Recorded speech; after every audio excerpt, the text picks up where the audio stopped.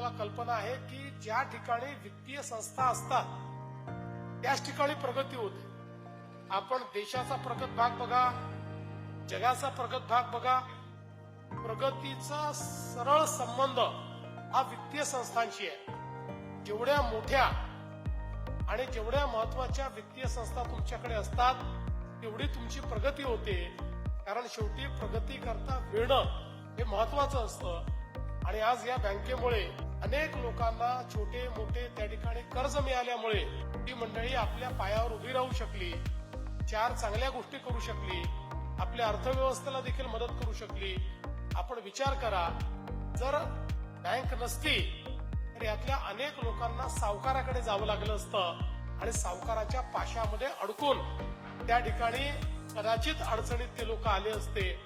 म्हणून एक बँक, एक वित्तीय संस्था ही खऱ्या अर्थानं समाजामध्ये एक मोठं आर्थिक अभिसरण करत असते.